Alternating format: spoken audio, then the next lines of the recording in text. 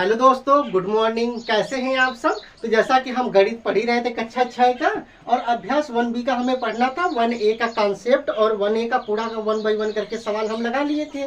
तो जैसा हम हमेशा से करते आए हैं कि कोई भी चैप्टर पढ़ते हैं तो पहले उस चैप्टर का एक एक करके पूरा कॉन्सेप्ट समझते हैं।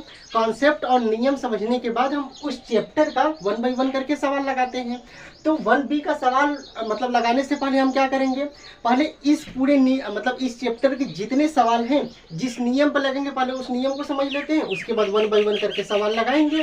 तो देखेंगे जब 1B का आप अगर देखेंगे तो 1B के सवालों में जो 1B का सवाल है, ये अभ्यास आपके 1B का सवाल है, उसमें 2-3 शब्द मिलेंगे जिसको हमें समझने की जरूरत है।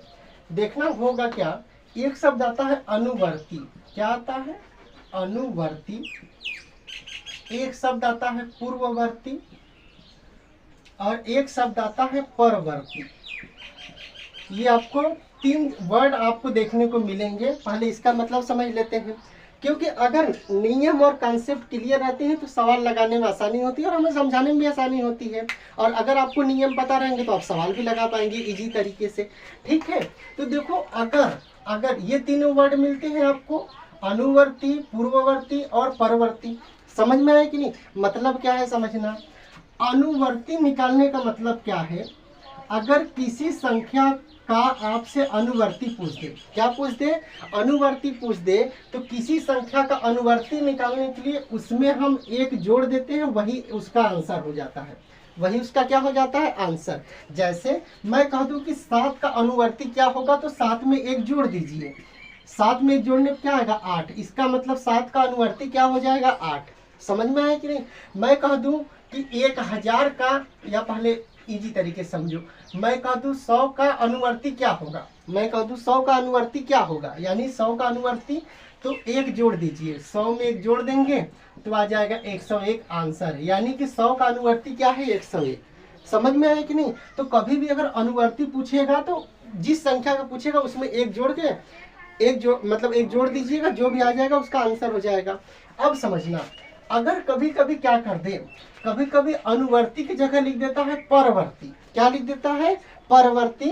तो चाहे अनुवर्ती लिखा रहे चाहे परवर्ती लिखा रहे, चाहे अनुवर्ती लिखा रहे और चाहे ये परवर्ती लिखा रहे, दोनों का मतलब एक ही है। अगर किसी संख्या का परवर्ती पूछ दे तब भी आप उसमें एक जोड़ देंगे, किसी संख्या का अनुवर्ती पूछे तब भी आप उसमें एक जोड़ के उसका आंसर बता देंगे। यानी कि जिस संख्या में पूछेगा उसी में आप क्या कर दीजिएगा, उसी में आप एक जोड़ दीजिएगा, जो आएगा उसका आंसर। ठीक है, अब समझना क्या होगा, अगर किसी संख्या का आपसे पूर्ववर्ती पूछ दे। क्या पूछ दे? पूर्ववर्ती। अनुवर्ती और परवर्ती का मतलब तो आपने समझ लिया। अब मान लो किसी संख्या का आपसे पूर्ववर्ती पूछ दे। क्या पूछ दे? पूर्ववर्ती। तो अगर किसी संख्या का आपसे पूर्ववर्ती पूछ दे तो उसमें से जैसे अनुवर्ती या परवर्ती में एक जोड़ते थे ना, इसमें क्या करते थे आप? एक जोड़ते थे।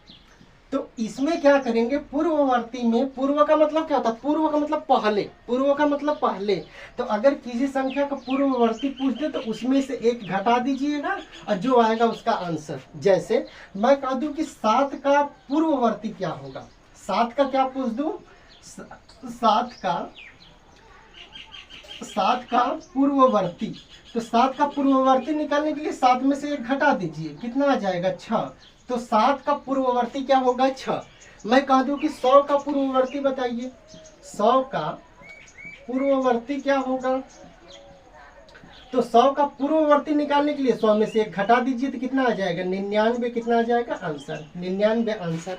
इसका मतलब कि किसी संख्या का पूर्ववर्ती आप निकालिएगा तो उसमें से एक घटा दीजिएगा, जो आएगा उसका आंसर, यानी वही उसका पूर्ववर्ती होगा। और अगर किसी संख्या का अनुवर्ती या परवर्ती पूछे, ये देखो पूर्ववर्ती लिखा है, ये परवर्ती लिखा है, तो थोड़ा सा डिफरेंस देखिएगा। कहीं ऐसा ना हो कि आप गलती से परवर्ती में एक घटा दें या पूर्ववर्ती में एक जोड़ दें, ऐसा नहीं है। परवर्ती पूछेगा तो एक जोड़ दीजिएगा और पूर्ववर्ती पूछेगा तो एक क्या करिएगा, एक इसमें क्या करिएगा, घटा दीजिएगा। तो अगर अनुवर्ती या परवर्ती पूछेगा किसी भी संख्या का, एक जोड़ दीजिएगा, जो आएगा उसका आंसर। और अगर पूर्ववर्ती पूछेगा किसी संख्या का तो एक घटा दीजिएगा, जो आएगा उसका आंसर। समझ में आया कि नहीं? इसका स्क्रीनशॉट ले लीजिए, फिर आगे चलते हैं।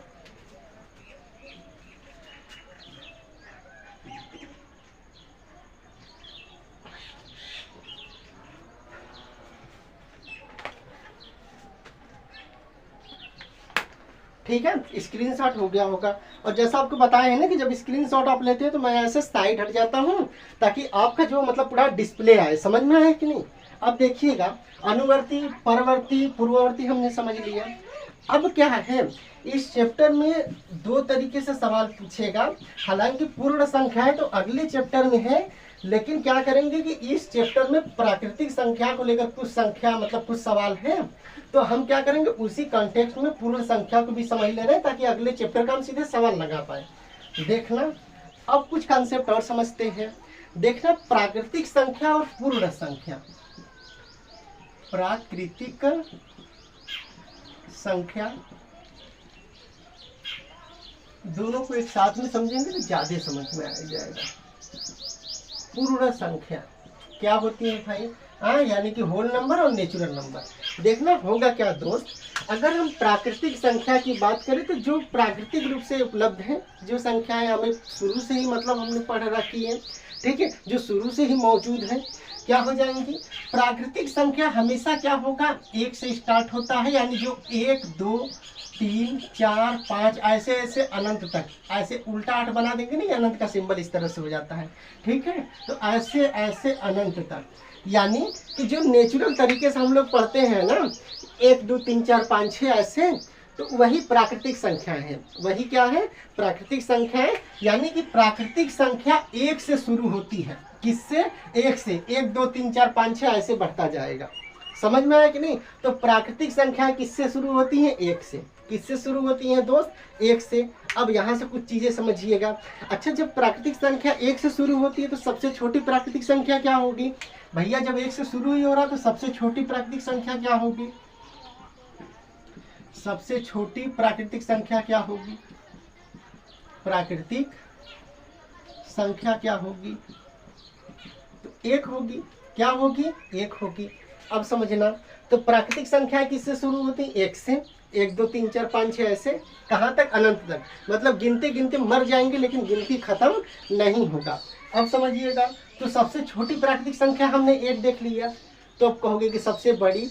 तो अगर बात आ जाए कि सबसे बड़ी प्राकृतिक संख्या बताइए, सबसे बड़ी प्राकृतिक संख्या बताइए, तो सबसे बड़ी प्राकृतिक संख्या नहीं होती है, याद रखिएगा। सबसे बड़ी प्राकृतिक संख्या नहीं होती है। क्यों?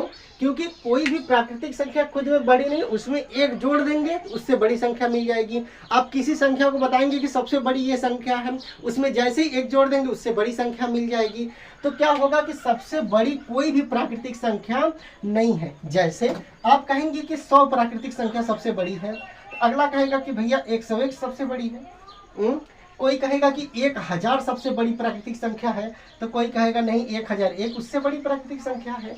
तो इस तरह से जब आप प्राकृतिक संख्या अगर निकालेंगे तो सबसे बड़ी प्राकृतिक संख्या कोई भी नहीं होती। हाँ, ऐसा सवाल में पूछ सकता है कि क्या बोलते हैं, ऐसा सवाल में पूछ सकता है कि इतने अंकों की सबसे बड़ी प्राकृतिक संख्या बताइए, तो होता है। जैसे 4 अंकों की सबसे बड़ी प्राकृतिक संख्या और 3 अंकों की सबसे बड़ी प्राकृतिक संख्या, या 3 अंकों की सबसे छोटी प्राकृतिक संख्या, ठीक है, इस तरह से सवाल आते हैं। लेकिन ऐसा पूछ दे कि सबसे बड़ी प्राकृतिक संख्या कौन सी है, तो कोई नहीं है। क्या है? कोई नहीं है। हाँ, कुछ अंकों की पूछ दे कि इतने अंकों की सबसे बड़ी प्राकृतिक संख्या क्या है, तो होती है।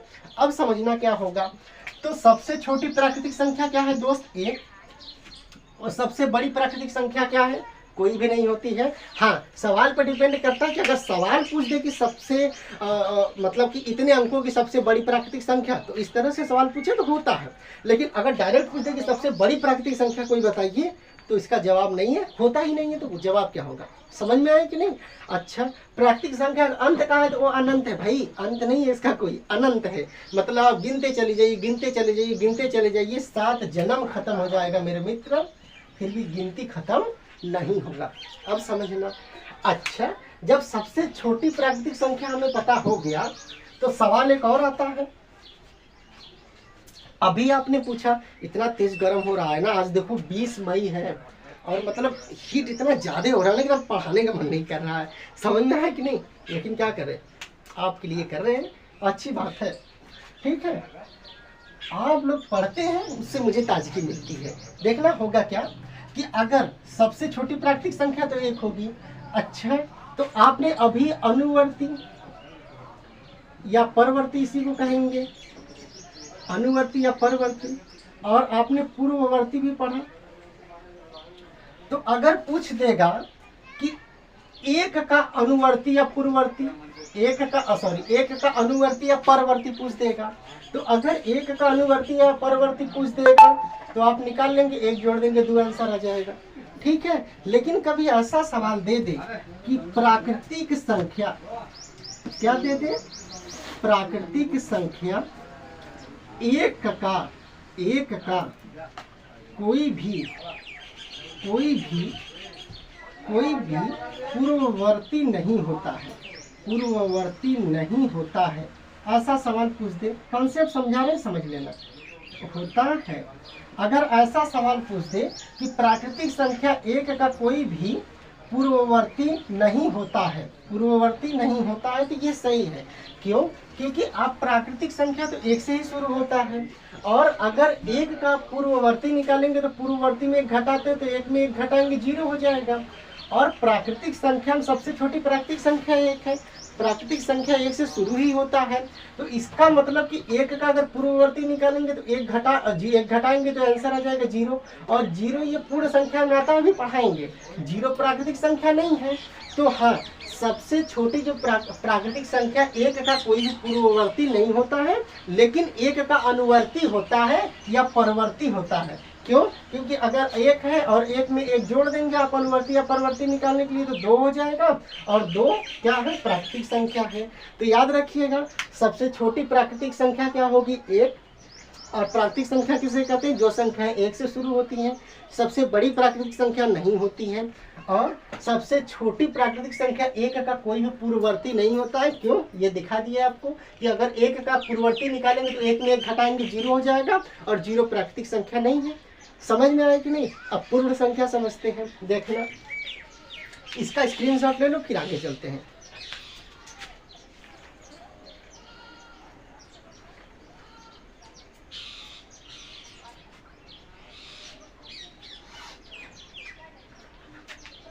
ठीक है, स्क्रीनशॉट हो गया होगा। अब देखना दोस्त क्या होगा, अब देखना, इसी कॉन्टेक्स्ट में समझना, देखना।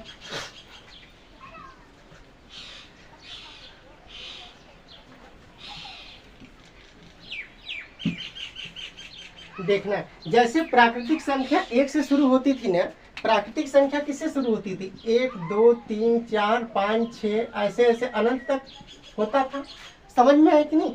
पूर्ण संख्या में क्या होगा कि पूर्ण संख्या 0 से शुरू होता है, 0 1 2 3 4 5 6। यानी कि अगर प्राकृतिक संख्या ये शुरू होता था और पूर्ण संख्या 0 से शुरू होता है, यानी कह सकते हैं कि प्राकृतिक संख्या में 0 सम्मिलित करने पर पूर्ण संख्या मिल जाती है। या तो आप कहिए कि जो संख्याएं 0 से शुरू होती हैं पूर्ण संख्या कहलाती है। समझ में आया कि नहीं? तो समझना, अगर पूर्ण संख्या 0 से शुरू होती है, मतलब 0 से तो शुरू होती ही है, लेकिन कॉन्सेप्ट की बात करें तो देखना कि पूर्ण संख्याएं 0 से शुरू होती हैं, यानी कि 0 1 2 3 4 इस तरह से अनंत तक। तो समझना, सबसे छोटी पूर्ण संख्या क्या होगी, सबसे छोटी पूर्ण संख्या क्या होगी, तो सबसे छोटी ये देखना, यहाँ से देखना, सबसे छोटी पूर्ण संख्या क्या होगी, तो सबसे छोटी पूर्ण संख्या क्या हो जाएगी मेरे दोस्त, 0। क्या हो जाएगी, 0। सबसे छोटी पूर्ण संख्या क्या होगी, 0। अब समझना, अगर पूर्ण संख्या 0 से ही शुरू होता है और सबसे छोटी पूर्ण संख्या 0 है, तो अगर कोई पूछ देगा कि 0 मतलब है, और सबसे बड़ी कोई पूछेगा, भाई सबसे छोटी की बात होगी, तो कोई पूछ देगा सबसे बड़ी पूर्ण संख्या क्या है, सबसे बड़ी पूर्ण संख्या। तो जैसे आप देखे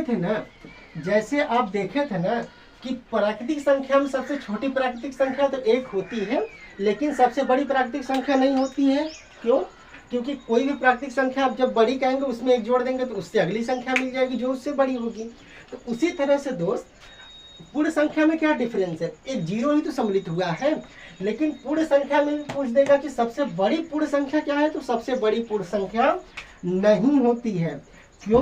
क्योंकि मान लीजिए आप कहेंगे कि चलो सबसे बड़ी पूर्ण संख्या 1 है, तो अगला कहेगा कि 1 में 1 जोड़, तो सबसे बड़ी पूर्ण संख्या तो 2 है। आप कहेंगे 100 सबसे बड़ी पूर्ण संख्या है, तो एक मिला कहेगा कि नहीं 101 सबसे बड़ी पूर्ण संख्या है। कोई कहेगा नहीं 1001 बड़ी पूर्ण संख्या है। यानी कि कोई भी पूर्ण संख्या को आप बड़ी कहेंगे, जैसे उसमें एक जोड़ेंगे उससे बड़ी संख्या मिल जाएगी। तो इसका मतलब कि कोई भी सबसे बड़ी पूर्ण संख्या नहीं होती है, कोई भी सबसे बड़ी पूर्ण संख्या नहीं होती है। हाँ, सबसे छोटी पूर्ण संख्या क्या होती है? 0। सबसे छोटी पूर्ण संख्या क्या होती है? 0। समझ में आया कि नहीं? इसका स्क्रीनशॉट ले लो, फिर एक कॉन्सेप्ट समझा दे रहे हैं।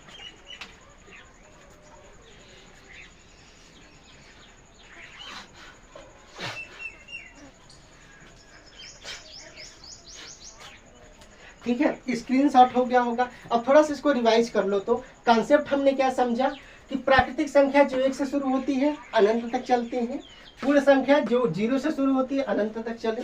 समझ में कि नहीं? अनंत तक चलने का मतलब कि जरूरी नहीं कि अनंत तक चले, चलाएंगे तो चल जाएगा दोनों भी, लेकिन हाँ मतलब आप कह सकते हैं कि जो 1 से शुरू होंगी वो प्राकृतिक संख्या है, जो 0 से शुरू होती है पूर्ण संख्या है। अब समझना, सबसे छोटी प्राकृतिक संख्या 1, सबसे छोटी पूर्ण संख्या 0। समझ में आया कि नहीं? अब समझना, सबसे बड़ी प्राकृतिक संख्या नहीं होती है, सबसे बड़ी पूर्ण संख्या नहीं होती है, क्योंकि जैसे ही आप किसी संख्या को सबसे बड़ी पूर्ण संख्या, सबसे बड़ी प्राकृतिक संख्या कहेंगे, उसमें एक जोड़ने पर उसकी अगली संख्या मिल जाएगी, इसलिए नहीं होता है। अब समझना, थोड़ा सा कॉन्सेप्ट समझना, क्या समझाना चाह रहे हैं। देखना, अनुवर्ती पूर्ववर्ती आपने पहले ही समझा है, इसीलिए पहले समझाएंगे कॉन्सेप्ट समझाने के लिए कि अगर सवाल आ जाए कि प्राकृतिक संख्या, अच्छा अभी आपको बता ही चुके हैं कि प्राकृतिक संख्या 1 का कोई पूर्ववर्ती नहीं होता है, का कोई भी पूर्ववर्ती नहीं होता है, कोई भी पूर्ववर्ती नहीं होता है। क्यों नहीं होता है? क्योंकि पूर्ववर्ती निकालने के लिए 1 घटाते हैं, और जैसे ही आप 1 से 1 घटा देंगे तो 0 हो जाएगा। तो 0 तो प्राकृतिक संख्या है नहीं। लेकिन अगर ये सवाल दे दे कि कोई भी मतलब कि सबसे छोटी प्राकृतिक संख्या 1 का पूर्ववर्ती पूर्ण संख्या होता है, अगर ये दे दे, अगर क्या दे दे, सबसे छोटी प्राकृतिक संख्या 1 का, देखना समझना, हम 1 बोलने से प्राकृतिक बोलेंगे, सबसे छोटी प्राकृतिक संख्या 1 का, ठीक है, पूर्ववर्ती पूर्ण संख्या होती है, तो ये स्टेटमेंट सही हो जाएगा। ये स्टेटमेंट क्या हो जाएगा? सही हो जाएगा। यानी कि अगर सबसे छोटी 1 का आप पूर्ववर्ती निकालेंगे तो 0 होगा, और 0 सबसे छोटी पूर्ण संख्या है ये। तो अगर प्राकृतिक संख्या के कॉन्टेक्स्ट में कहेंगे, यानी उसके संदर्भ में कहेंगे, तो अगर 1 का पूर्ववर्ती निकालेंगे 0 होगा, तो सबसे छोटी प्राकृतिक संख्या 1 का पूर्ववर्ती पूर्ण संख्या होता है, ये स्टेटमेंट सही है। लेकिन अगर ये स्टेटमेंट दे दे कि सबसे छोटी पूर्ण प्राकृतिक संख्या 1 का कोई भी पूर्ववर्ती संख्या नहीं होता है, तो ये गलत है। क्यों? क्योंकि सबसे छोटी प्राकृतिक संख्या 1 का कोई भी पूर्ववर्ती प्राकृतिक संख्या नहीं होता। सही है।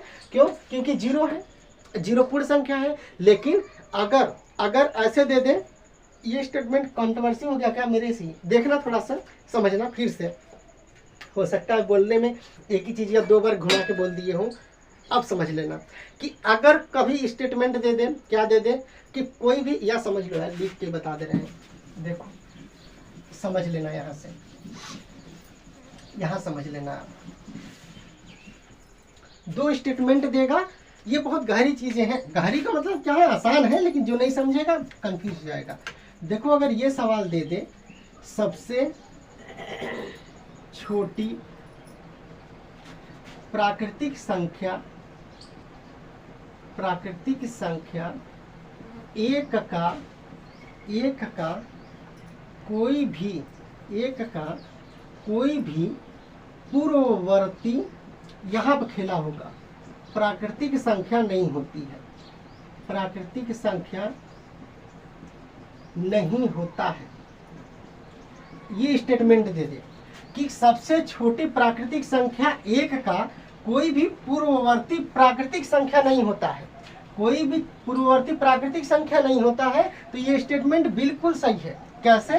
कि 1 का पूर्ववर्ती निकालेंगे 0 होगा, 0 प्राकृतिक संख्या नहीं है। इसका मतलब ये स्टेटमेंट सही है कि सबसे छोटी प्राकृतिक संख्या 1 का कोई भी पूर्ववर्ती प्राकृतिक संख्या नहीं होता है। लेकिन अगर इसी जगह अगर पूर्ण संख्या लिख देता, मान लो ये ना लिख कर अगर ये लिख देता कि सबसे छोटी प्राकृतिक संख्या एक का कोई भी एक का कोई भी पूर्ववर्ती पूर्ण संख्या नहीं होता, तो स्टेटमेंट गलत हो जाता। क्यों? क्योंकि अगर सबसे छोटी प्राकृतिक का पूर्ववर्ती निकालेंगे तो जीरो आ जाएगा, और जीरो पूर्ण संख्या होता है। जीरो क्या होता है? पूर्ण संख्या होता है। तो इस चीज में, ऐसे स्टेटमेंट में आप थोड़ी सावधानी रखिएगा कि क्या सही है क्या गलत है। समझ में आया कि नहीं? बहुत डीप में कॉन्सेप्ट समझा दिया, तो आपको प्राकृतिक संख्या, पूर्ण संख्या, अनुवर्ती, पूर्ववर्ती, परवर्ती निकालने आ गया होगा। समझ में आया कि नहीं? ये सारी चीजें समझ में आ गया होगा। ठीक है, तो वीडियो काफी लंबी ना हो जाए, इसलिए इस वीडियो को इसी जगह रोकते हैं। पूरा कॉन्सेप्ट समझ में आ गया, और इसी कॉन्सेप्ट पर अपने A1B का पूरा सवाल है। तो अगले वीडियो से हम क्या करेंगे, अब 1B का एक एक करके पूरा सवाल लगाएंगे। इसका आप स्क्रीनशॉट ले लीजिए। ये वीडियो आपको कैसी लगी हमें जरूर बताइएगा। अब अपना ख्याल रखिए, मस्त होके पढ़ते रहिए। Bye bye, take care.